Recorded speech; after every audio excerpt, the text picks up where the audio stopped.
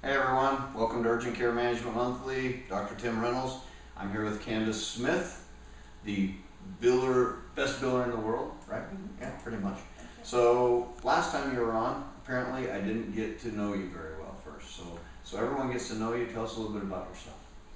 I'm Candice Smith. I have been in billing for about 11 years now.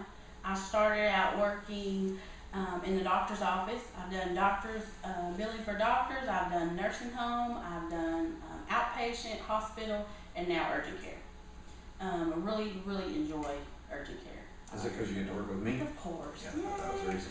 So tell us a little bit about your personal self. What else do you like? I have two little boys. They're 10 and 11. I want to travel the world. Hopefully, Dr. Reynolds will make that possible. That's what I'm saying. I enjoy billing. That is just what I do. I enjoy it. I enjoy finding stuff, researching money, insurance, payers, the whole nine. I like doing it all. Nice. Good. All right, so today we're going to talk about how training your staff and training other people helps in the whole billing process, all right? And we'll just go talk let's start from the beginning. So someone checks in, the first person they meet is a receptionist or front desk people. Right. Why is their job and their role so important? I know, but you explain to everybody too. The front desk role is very, very important. I spend most of my time with the front desk. They need to be educated on the payers, on co-pays, on co-insurance, on just the whole aspect of billing and collection. What else?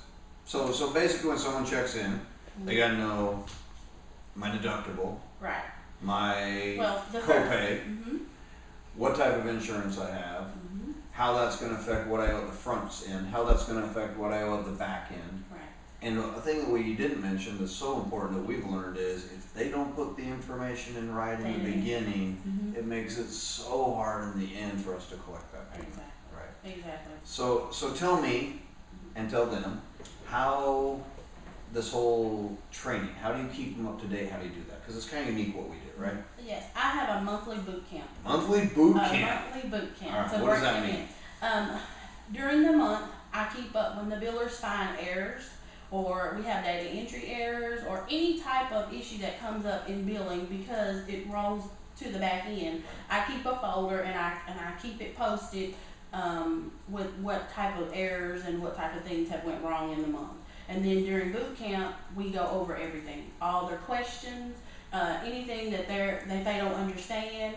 If the providers maybe are telling them one thing and we're telling them a different, just to get everybody on one accord and to teach them about their the errors and the issues that are going on with these payers. Right. So we have multiple clinics, we have multiple doctors, we have multiple, we call them providers, right? But it means doctors, physician assistants, and nurse practitioners for those who want to know. So we use a combination of those things.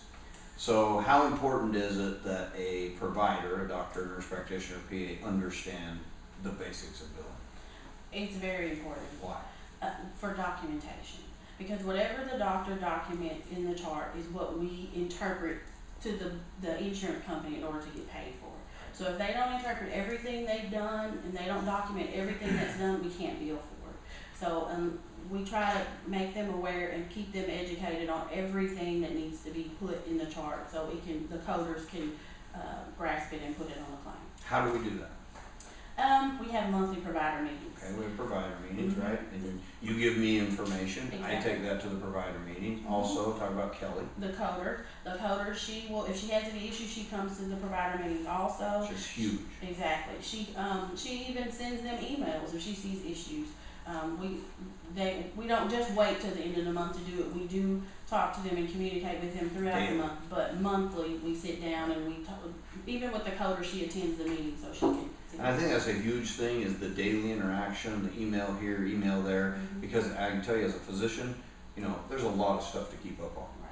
Probably the lowest on my list is what new coding rules exist, right? Because I'm busy keeping up with what medicine I'm supposed to practice. Exactly. And so I think the system we put in place of helping them by daily reminders, those kinds of things, even though sometimes may seem like a nuisance to some people, is hugely important. Just reminding them over and over.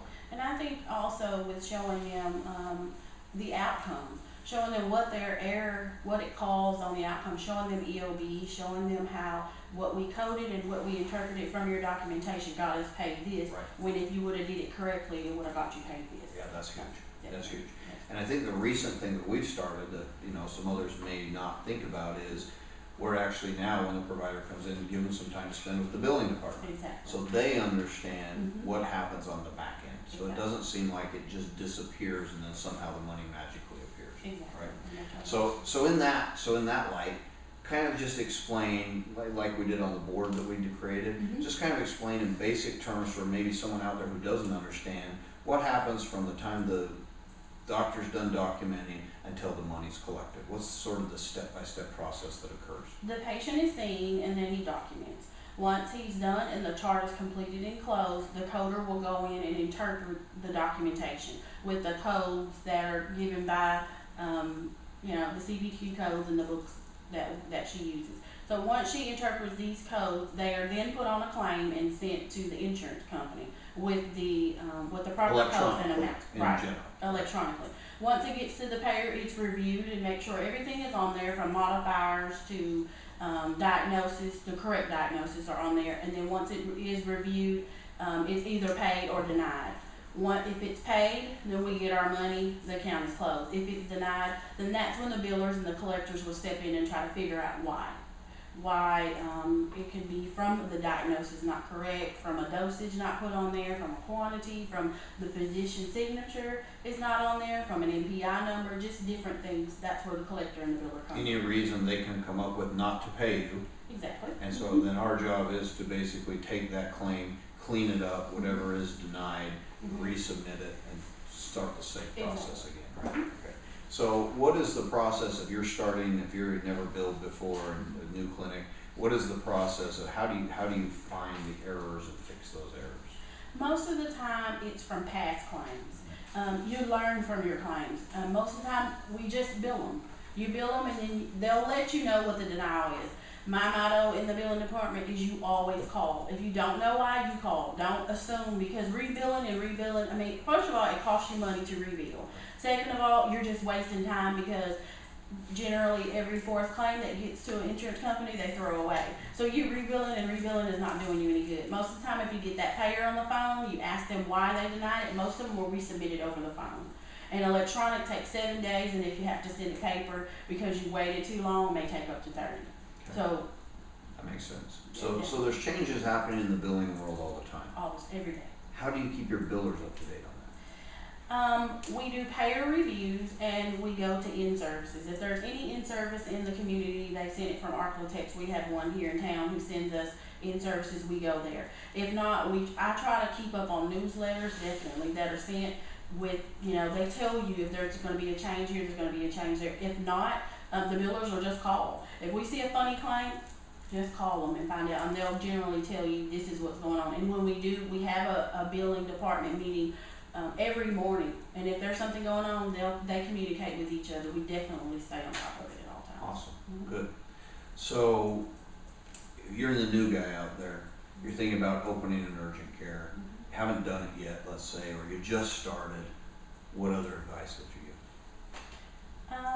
Hire somebody to do your billing. Yeah. I mean, Well- that's the advice I would give. I mean, seriously, there's Yeah. so much to keep up on. There's so much to do that I think if you're the new guy, that's probably one thing you don't want to take. I'm not saying not to. We did it. Mhm. We took it on in the beginning. But this Then we ended up switching and outsourcing it because it was too much for us. Right. So I honestly, if somebody asked me today, they said, you know, should I try and do it myself or outsource it? I would honestly tell them to outsource it. outsource it, but always be hands-on. But be paying Definitely. attention, Mhm. be hands-on, and know what your biller's doing. Definitely. Be hands-on with the billing, be hands-on with credentialing, be hands-on with your payments. I mean, Very good advice. definitely, if you're gonna outsource it, I would definitely make sure you have a contact that you can talk to every day, because the front desk is communication too. If there's something going on with my billers, they communicate to the front desk. They'll call and say, look, this copay has changed today. I post it and let them know. So that's one. And I think the weakness we have as physicians, if you're a physician owner, one of the weaknesses you have is you're so busy with the patient issue that you're not running your business. Exactly. And it turns out if you don't run your business, this won't be successful, and you have to do both things. So, Definitely. good.